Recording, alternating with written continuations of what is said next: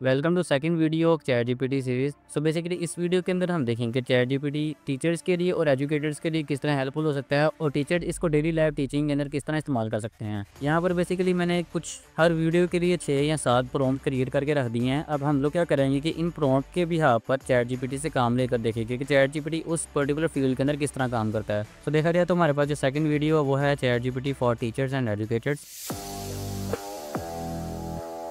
तो यहाँ पर देखें सबसे पहला है लेसन प्लान क्रिएशन। अब सबसे मेन काम टीचर का होता ही लेसन प्लान क्रिएशन है। अगर आपको एक हायर अथॉरिटी का पर्सन आपको कहता है कि आपने लेसन प्लान क्रिएट करना है नेक्स्ट 3 वीक्स के लिए, तो आप लोग क्या करेंगे, सिंपल अपना सारी बुक पढ़ेंगे, उसके अंदर से मेन पॉइंट्स हाईलाइट करेंगे, उसमें से क्विज बनाएंगे, असाइनमेंट बनाएंगे। यानी कि काफ़ी ज़्यादा हेडेक वाला काम है और काफ़ी ज़्यादा लेंथी भी काम है। मतलब पूरी बुक आपको पढ़नी पड़ेगी। या जितना भी आप एक 3 वीक का बनाना चाह रहे हैं तो उसके अंदर आपको संडे इंक्लूड करके या सैटरडे इंक्लूड करके एक्सक्लूड करके, मतलब जिस तरह का भी आप चाहते हैं उसको क्रिएट करने के लिए आपको फुल फ्लैज उसको टाइम देना पड़ेगा। लेकिन यहाँ पर अगर हम चैट जीपीटी को यूज़ करें तो चैट जीपीटी के अंदर देखें हमने एक प्रॉम्प्ट क्रिएट किया है, create a 2 week lesson plan for grade 8 science on the solar system.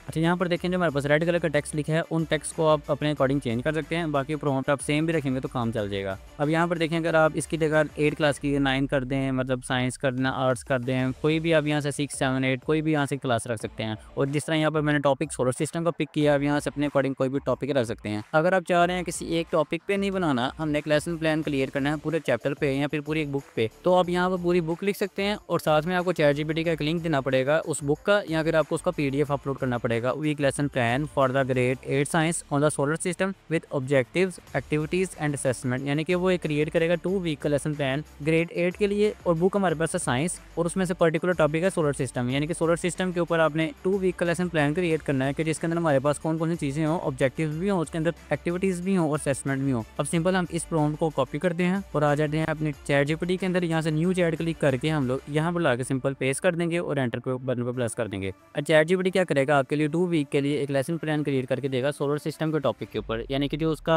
Grade होगा वो ग्रेड 8 के अकॉर्डिंग होगा। अगर आप किसी खास बुक के जरिए इसको डाटा देना चाह रहे हैं तो आप उसका बुक का PDF साथ अपलोड कर देंगे। तो वो क्या करेगा, उस बुक को रीड करने के बाद वहाँ से चैप्टर 8 पिक करेगा और वहाँ से वो पर्टिकुलर टॉपिक पिक करके उसके ऊपर एक असेसमेंट या फिर एक लेसन प्लान क्रिएट कर देगा। तो सिंपल हम देख लेते हैं यहाँ पर एक इसने लेसन प्लान क्रिएट करके दिया है। अब देखें यहाँ पर हमारे पास हेडिंग्स हैं, ड्यूरेशन है इसका 2 वीक का, ठीक है, और टॉपिक है सोलर सिस्टम का। टोटल लेसन इसने 10 क्रिएट किए हैं। ओवरऑल ऑब्जेक्टिव्स यहाँ उसने हमारे पास ऑब्जेक्टिव लिख दिए हैं कि बेसिकली जिसको हम स्टूडेंट लर्निंग आउटकम भी कहते हैं, SLOs, के जब स्टूडेंट इस पूरी चीज़ को पढ़ लेगा, गो थ्रू कर लेगा, तो वो किस काबिल हो जाएगा कि वो क्या क्या कर सके। देख लेते हैं हमें क्या क्या मिलता है। Identify and describe the components of the solar system. यानी कि जब एक स्टूडेंट इस पूरे चैप्टर से या पूरे टॉपिक से गो थ्रू हो जाएगा तो वो देख सकेगा कि सोलर सिस्टम के अंदर हमारे पास कौन से कंपोनेंट्स हैं और इनको आइडेंटिफाई कर सकेगा। नंबर 2 पे आता है understand the positions and the movements of the planets. यानी कि वो देखेगा कि कौन सा प्लैनेट किस जगह पर हमारे पास मौजूद है और उसकी जो पोजीशन है और साथ में उसकी मूवमेंट है वो कैसी है। यानी कि ये हमारे पास ऑब्जेक्टिव क्रिएट कर दिए हैं। जिस तरह कि आपको पता है कि मैंने चैट जीपीटी को ऊपर कहा था कि उसकी ऑब्जेक्टिव्स बनाए, एक्टिविटीज़ बनाए और साथ में असेसमेंट बनाए। अब यहाँ पर हम साइड बार को क्लोज करते हैं।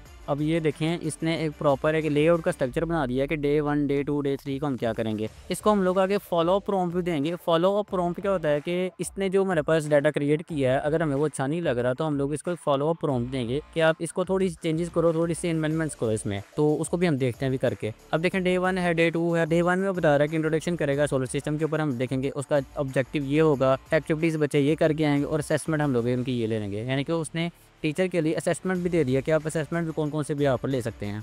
डे 2 पे है, डे 3, डे 4, डे 5। अब वीक 1 में देखें उसने खुद ब खुद डे 5 तक बनाया है। अब देखा जाए तो हमारे यहाँ पर क्या सीन है कि संडे को हम लोग एक्सक्लूड करते हैं, तो उसने 5 दिन का बनाया है। तो यहाँ पर डे वीक 1 था और यहाँ पर वीक 2 है। यानी कि उसने पूरे सोलर सिस्टम के टॉपिक को 2 वीक के अंदर डिस्ट्रीब्यूट किया है और साथ में हमारे पास 5-5 दिन एक वीक के अंदर रखे हैं। अगर हम इसको आगे फॉलो अप प्रॉम्प्ट देते हैं, आगे देखें इसने असेसमेंट भी बनाई है उसके अंदर, ठीक है। इसको हम एक फॉलो अप प्रॉम्प्ट देते हैं कि इन पाकिस्तान,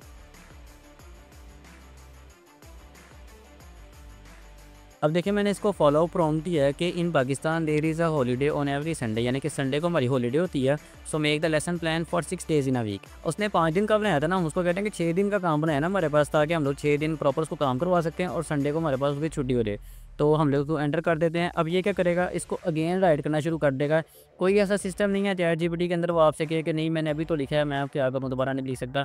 ये आपके लिए दोबारा सारा चैट जीपीटी क्रिएट करेगा। अब देखेंगे कि इसके अंदर क्या करेगा। अब देखें जो इसने हमारे पास आंसर क्रिएट किया उसमें डे 1 से मंडे स्टार्ट किया और उसको एंड किया हमारे पास सैटरडे के ऊपर।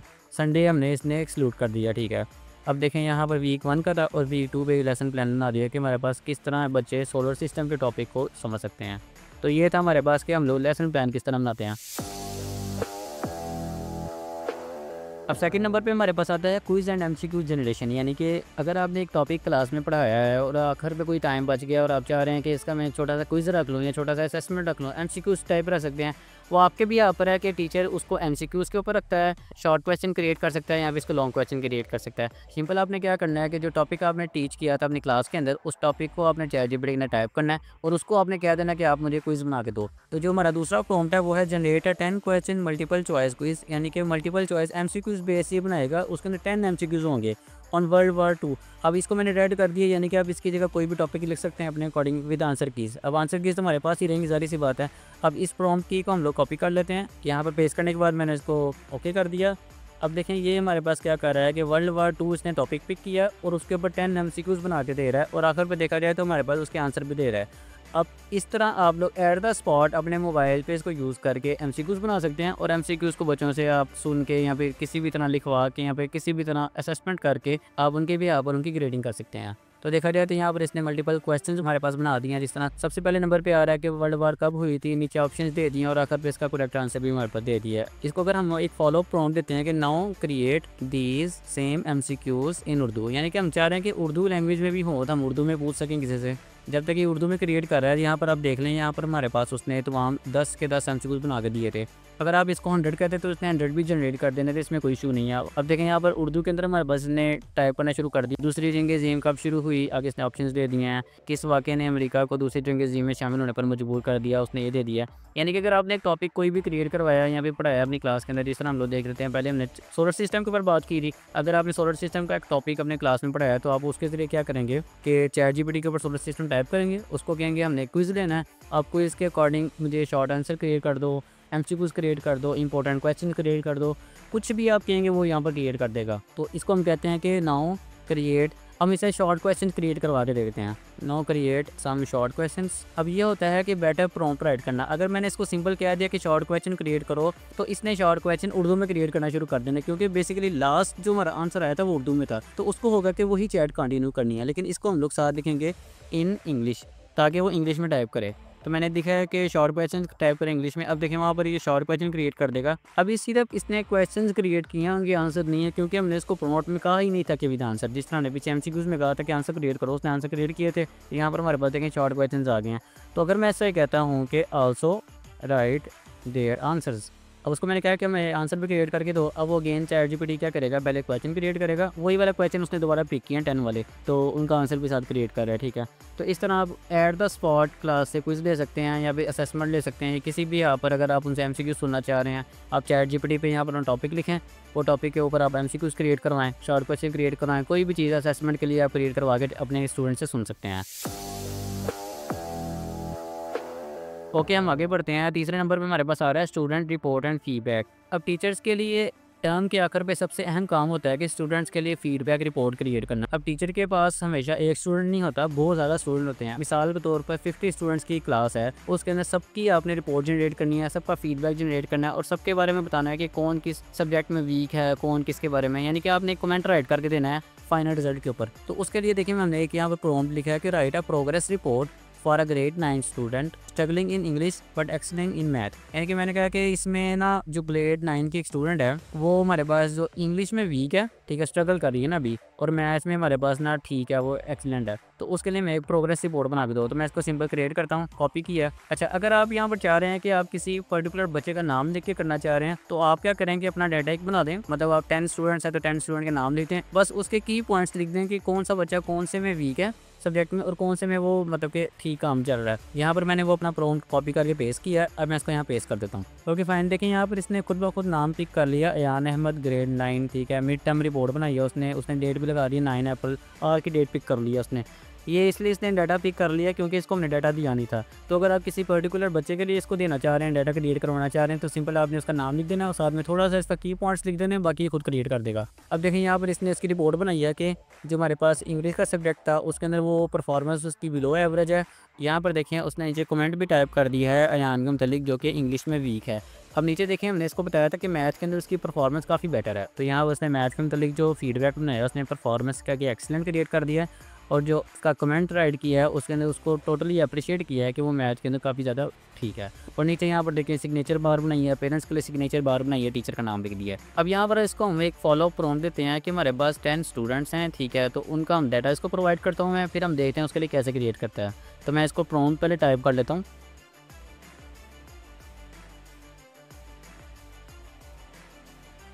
अच्छा यहाँ पर देखिए मैंने फॉलो प्रॉम्प्ट क्रिएट करके दिया है कि there are 10 students in the class 9, उनका मैंने नाम लिख दिया ABCD, यानी कि डमी नाम लिख के दिया है ना।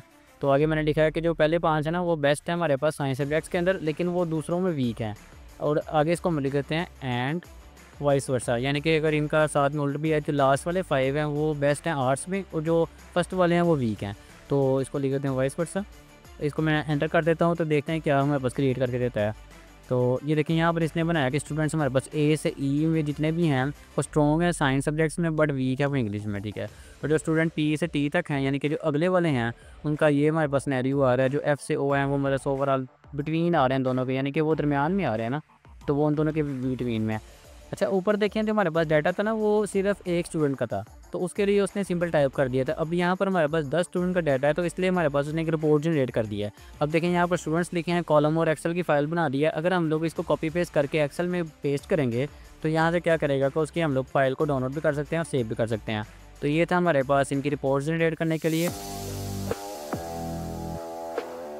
4th नंबर पर हमारे पास आता है सिंप्लीफाइंग डिफ़िकल्ट कॉन्सेप्ट्स। अब कुछ कॉन्सेप्ट्स ऐसे होते हैं कि जिसकी टीचर को भी समझ अच्छे से नहीं आती, यानी कि एक मरतबा हम यूट्यूब से वीडियो देख लेते हैं या फिर हम लोग उसको बुक में टाइप किया गया होता है उसको रीड कर लेते हैं, तो थोड़ा सा क्लियर तो हो जाता है कि वो कहना क्या चाह रहा है, लेकिन हम लोग उसको प्रॉपर उसको डिलीवर नहीं कर पाते अपने सब्जेक्ट के अंदर। अब यहाँ पर मैंने एक प्रॉम्प्ट क्रिएट किया है कि explain Newton's 3 laws of motion, यानी कि न्यूटन के जो 3 लॉ हैं उनको आप एक्सप्लेन करो in simple terms for a 10-year-old student. अब देखा जाए तो मैट्रिक का जो स्टूडेंट होता है वो 16 to 17 एज का होता है, तो उसके लिए समझना आसान है, लेकिन अगर 10-year-old बच्चे को समझाना हो उसके लिए काफ़ी ज़्यादा मुश्किल है न्यूटन के 3 लॉज में समझाना। तो अब देखते हैं कि ChatGPT किस तरह मदद करता है कि अगर हमने 10-year-old बच्चे को न्यूटन के 3 लॉज समझाने हैं। अगेन मैं आपसे कह रहा हूँ कि इन रेड वर्ड्स की जगह आप अपने मुताबिक कोई भी चीज़ चेंज कर सकते हैं, तो ये प्रॉम्प्ट आपका चेंज हो जाएगा और आप यहाँ से इसको पेस्ट कर सकते हैं। ये जो PDF होगा इसका लिंक आपको डिस्क्रिप्शन में मिल जाएगा, वहाँ से आप इसको डाउनलोड कर सकते हैं। तो यहाँ पर देखिए उसने न्यूटन के 3 लॉज समझाना शुरू किए हैं। फर्स्ट लॉ को समझाया कि the law of rest and motion inertia. पहला लॉ इनर्शिया को एक्सप्लेन करता है सिंपल, तो इसने आगे समझाया कि things like to keep doing what they are doing, यानी कि अगर कोई चीज़ काम कर रही है तो करती ही रहेगी जब तक उसको कोई चीज़ रोकेगी नहीं। यानी कि अभी इसने इसका 3 सब पॉइंट्स बनाए हैं। If something is still it will still, if something is moving it will keep moving, यानी कि अगर कोई चीज़ चल रही है वो चलती ही रहेगी, अगर वो चीज़ रुकी हुई है तो रुकी ही रहेगी। यानी कि बच्चे को समझाने के लिए ना हमारे पास तो यहाँ पर है अनलेस समथिंग लाइक पुश और पुल मेक इट चेंज। तो ये सिंपल हमारे पास फर्स्ट लॉ ऑफ मोशन था, सेम है सेकंड लॉ ऑफ मोशन है और third law of motion. Third law of motion को देख लेते हैं। For every action there is an equal and opposite reaction. ये तो हमने सबने डेफिनेशन भी पढ़ी हुई है ना। इसकी एग्जांपल हम देख लेते हैं क्या दी है कि if you jump of a small boat the boat goes backward while you go forward, यानी कि वो कह रहा है कि जब आप बोर्ड से बाइक को छलांग लगाते हैं तो आप आगे को जाते हैं, उसके जो रिएक्शन से बोर्ड पीछे को जाती है। अगर हम इसको फॉलो प्रॉम्प्ट देते हैं कि हमें जो थर्ड लॉ ऑफ मोशन है वो इतना अच्छा समझ नहीं आया है, ऐसे एग्जांपल तो हो कि जो हमारे लिए इजी हो अंडरस्टैंड करने के लिए। अब इसको मैंने कहा कि give me more simple examples of third law of motion, यानी कि थर्ड लॉ ऑफ मोशन था ना जो, वो समझाना थोड़ा मुश्किल होता है कि एक्शन का रिएक्शन कैसे इक्वल हो सकता है और ऑपोजिट डायरेक्शन में। ये देखिए ये एग्जाम्पल है इसकी कि जब हम लोग बॉल को जमीन पर मारते हैं तो वो हमने एक्शन किया, उसके रिएक्शन में जो जमीन है वो क्या करेगी, बॉल को वापस भेजेगी। तो ये हमारे पास बॉल का एक्शन रिएक्शन हो गया। तो सेम इसके नीचे भी हम लोग एग्जांपल्स देख लेते हैं और इसने एग्जांपल्स कौन सी हमें बना के दिए हैं। अब यहाँ पर देखें तीसरे नंबर पर जो एग्जांपल बनाई है स्विमिंग की, वो भी अच्छी है। जब आप वाटर को पीछे को पुश करते हैं तो उसके रिएक्शन के अंदर वाटर आपको आगे पुश कर देता है। लास्ट पर जो मैं इसकी एग्जांपल मिलती है वो है रॉकेट लॉन्चिंग की। ये सबसे बेस्ट एग्जांपल है थर्ड लॉ ऑफ मोशन को समझाने के लिए। तो ये हमारे पास इसकी कुछ एग्जांपल्स थी। इसके बाद हम देख लेते हैं कि नेक्स्ट पॉइंट हमारा है क्रिएटिंग इंटरेक्टिव एक्टिविटीज़, यानी कि अक्सर ऐसा होता है ना कि आपके क्लास में करने के लिए कोई काम नहीं होता, मतलब कुछ ऐसा डेज आ जाते हैं जिस तरह पेपर एंड हुए हैं तो उसके अंदर हमारे पास कोई काम नहीं होगा। सारी सी बात है हमने बच्चों को छुट्टी तो नहीं ना दे देनी, फ्री तो नहीं ना छोड़ देना, तो उसके लिए हमें बच्चों को इंगेज करना पड़ेगा।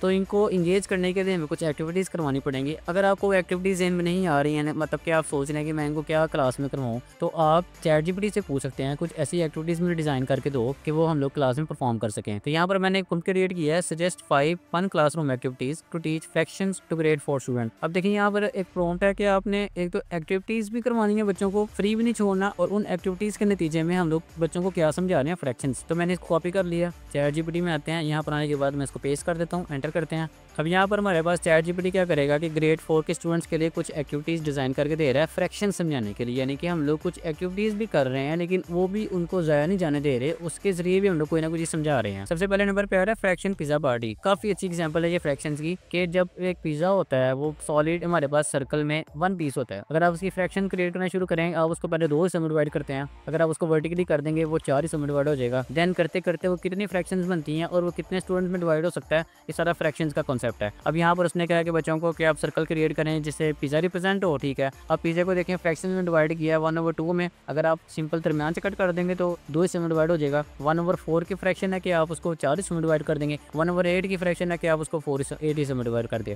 अब देखिए यहाँ पर आगे उन्होंने एक्टिविटीज़ क्रिएट करने के लिए बच्चों को कहा है कि आप पिज़्ज़ा ऑर्डर करें जिसकी फ्रैक्शन हो 1/4 की, यानी कि मैं 1/4 पिज़्ज़ा चाहता हूँ। इससे मुराद है आप बच्चे को सिखाना चाह रहे हैं कि मैं पर्टिकुलर पूरी एक चीज़ के अंदर से उसका चौथा हिस्सा डिज़ायर कर रहा हूँ, यानी कि मैं 1/4, यानी कि एक पूरा हमारे पास सर्कल है उसके 4 हिस्से किए हैं, उसमें से चौथा हिस्सा जो है वो मुझे चाहिए। यानी कि फ्रैक्शन के लिए है ना ये, कि आप उसको कितने फ्रैक्शन में डिवाइड करते हैं, जिसको हम रेशो भी कहते हैं। उसने ये आगे भी एग्जांपल दी है, फ्रैक्शन आर्ट की एग्जांपल दी है और साथ में फ्रैक्शन की दी है। अगर हम इसे कहते हैं नो फॉलो प्रॉम्प्ट देते हैं उसको, अब उसको मैंने एक फॉलो प्रॉम्प्ट दिया कि now create the examples to teach them multiplication, यानी कि मल्टीप्लिकेशन मैंने स्टूडेंट्स को समझाना है तो उसके लिए मुझे एग्जांपल्स क्रिएट करके दो। मल्टीप्लाइंग विद अरेज का इसने एग्जांपल दी है। अब देखें इसको मैंने प्रॉम्प्ट लिख के दिया कि now give me simple activities. अच्छा यहाँ पर कुछ स्पेलिंग की मिस्टेक आ जाती है, स्पेलिंग की मिस्टेक ये कुछ नहीं करता। अच्छा देखें ये मैंने आपको लास्ट कहा था कि जो हमारे पास ऊपर टॉपिक चल रहा होगा उसी के रिलेटेड वो हमारे पास क्रिएट कर देगा। तो उसको हमने कहा कि कोई फॉलो प्रॉम्प्ट में नहीं था, उसको हमने कहा कि मल्टीप्लिकेशन को छोड़ दो, फ्रैक्शन को छोड़ दो। तो उसने मल्टीप्लिकेशन का पीछे टॉपिक चल रहा था तो उसी के अकॉर्डिंग हमें मल्टीप्लिकेशन के अंदर ही एक्टिविटी डिज़ाइन करके दे दी है। तो ये था हमारे पास इसका कुछ सिनेरियो। आगे हम देख लेते हैं 6 नंबर पर हमारे पास पॉइंट है generating debate and discussion topics. अक्सर अभी क्लास में क्या होता है कि हम लोगों ने अक्सर डिज़ाइन करने होते हैं कुछ डिबेट टॉपिक्स, मीन्स कि हमने क्लास में कुछ स्टूडेंट्स का ग्रुप बना दिया, क्लास को 2 हिस्सों में या फिर 4 हिस्सों में डिवाइड कर दिया। अब उनके दरमियान हम डिस्कशन के लिए कुछ टॉपिक्स देना चाह रहे हैं। अक्सर क्या होता है कि हम चाह रहे हैं कि हम लोग उससे बाहर से भी कुछ डिज़ाइन करके दें टॉपिक, यानी कि अपने भी हाँ पर हम उनको टॉपिक दें और उसके ऊपर बच्चे डिबेट्स करना शुरू कर दें। अब हम देखते हैं कि इन डिबेट टॉपिक्स हम किस तरह क्रिएट कर सकते हैं। तो मैंने यहाँ पर एक प्रॉम्प्ट क्रिएट किया है कि suggest 5 debate topics for high school student related to modern technology. अब इस मॉडर्न टेक्नोलॉजी की जगह आप कोई भी यहाँ पर लफ्ज़ रख सकते हैं, जिससे हम आर्टिफिशियल इंटेलिजेंस भी कह सकते हैं, मॉडर्न इरा भी कह सकते हैं, या फिर हम लोग स्टोन एज भी कह सकते हैं। मतलब जिसके ऊपर भी आप डिबेट टॉपिक्स चाह रहे हैं आप यहाँ पर उसको लिख सकते हैं। तो सिंपल मैं क्या करता हूँ, इसको कॉपी करता हूँ, यहाँ पर आने के बाद ChatGPT में इसको पेस्ट करके एंटर कर देंगे। अब हमारे पास इस मॉडर्न टेक्नोलॉजी के रिलेटेड 5 डिबेट टॉपिक्स बना रहा है। आप उन 5 डिबेट टॉपिक्स को स्टूडेंट में डिवाइड कर देंगे। अगर आप देखें चाह रहे हैं कि आप AI के ऊपर बनाना चाह रहे हैं कि 5 टॉपिक्स में बना के दो जिस पे स्टूडेंट डिस्कशन कर सके। अच्छा जो हमारे पास अगर हम लोग खुद क्रिएट करना चाहें, लेट्स सपोज हम क्रिएट करना चाह रहे हैं AI के ऊपर, तो हम लोग सिंपल एक तो हमारे पास टॉपिक आएगा कि व्हाट इज AI।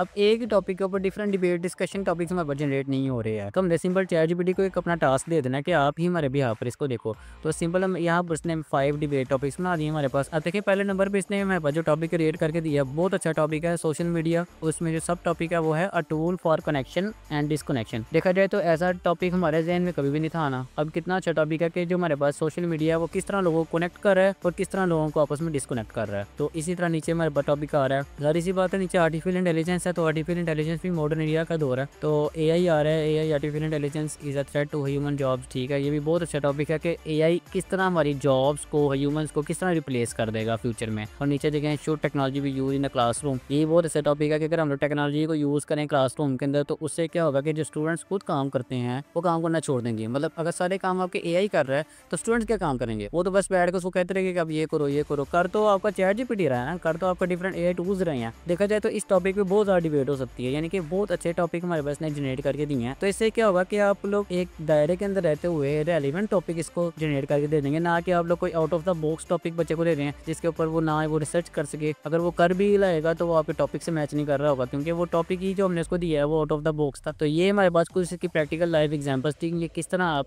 एजुकेटर्स और किस तरह टीचर्स इसको डेली लाइफ प्रॉब्लम्स को सॉल्व करने के लिए इस्तेमाल कर सकते हैं। तो नेक्स्ट वीडियो में हम देखेंगे कि चैट जीपीटी किस तरह स्कूल और यूनिवर्सिटी स्टूडेंट्स के लिए यूज़फुल है, यानी कि चैट जीपीटी को किस तरह हम लोग स्कूल के स्टूडेंट्स और यहाँ पे यूनिवर्सिटीज़ के स्टूडेंट अपनी असाइनमेंट्स राइट करने के लिए, होमवर्क करवाने के लिए, कोई क्वेश्चन नहीं आता उसको हल करवाने के लिए और डिफरेंट चीज़ों के लिए इस्तेमाल कर सकते हैं। तो मिलते हैं नेक्स्ट वीडियो में, तब तक के लिए अल्लाह हाफिज़।